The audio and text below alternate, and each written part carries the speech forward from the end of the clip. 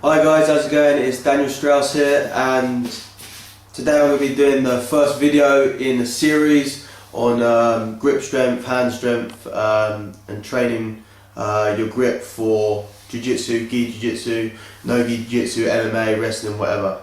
So the first thing I want to talk about is protecting your hands, looking after your hands, and stopping yourself getting injured. It's something that a lot of people don't work on. They just assume that their hands aren't going to get injured, but it's very important to look after your hands, especially in a sport like gi jiu-jitsu when you're gripping so much and it's so important. You know, you see people with fucked up hands and fucked up wrists and elbows and stuff from not looking after their hands good enough. So there's two things that I'm going to do, two things that I do to look after my hands, two main things. I'm going to show the first one in this video today. So the first thing that I do is something I think is really important, is working the extensor muscles. The extensor muscles are all the muscles in your forearm and the back of your hand that help open your hand up.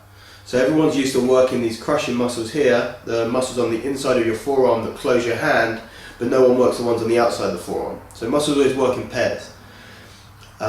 You've got the muscle that closes and the muscle that opens. Everyone works this one that closes, but they don't work the one that opens up, so they have an imbalance in the forearm, and that causes muscle damage and tendon and ligament injury that can cause that.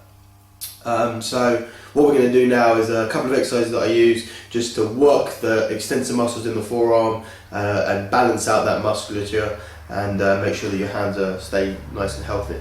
So the easiest way to do that is using rubber bands. There's a pack of rubber bands, they're number 84 rubber bands, and all I do, and that's like a pack of like 40 or 50 for £2 or £3, so they're really, really cheap. They'll last you for ages. So you get a rubber band, put it around your fingers like this, and just open your hand up and close your hand like that. Really, really easy. And you can do loads of reps with like this, because the muscles on the extensor muscles on the back of your forearm are a lot smaller and weaker naturally than the ones on the inside. You don't need as much work as you would for your closing strength as you do for your opening strength. A very small amount of work can have a massive difference in terms of balancing out the muscles. So you can just do lots of reps opening out like this. Other stuff that I do is opening and holding, and then opening, holding, and just turning the wrist like that, and then holding open and flexing and extending my wrist like that. And you can really feel that along the back of the forearm there.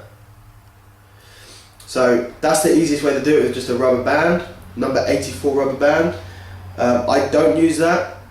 I prefer to use the Handmaster Plus, which is this here. This is like a foam ball, and it's got a band going through the middle that has individual holes for each of your fingers. You put your fingers in these holes like this, and then you just open your hand out and do the same sort of thing like that. And you've got the ball there. You can also squeeze, that's what it's for. But I don't really like, I want my crushing strength with different things from this. I don't find the ball very effective for working your closing strength, so I prefer to take this band out of the ball. So it's just like this. It's a lot easier to carry around, and I just leave that in my wallet or in my car. I take that around with me everywhere and just use that pretty much every day, or at least every time that you train, or just throughout the days that you train, and just get the extensor muscles working and keep your hands and your elbow, all the ligaments in your forearm nice and healthy.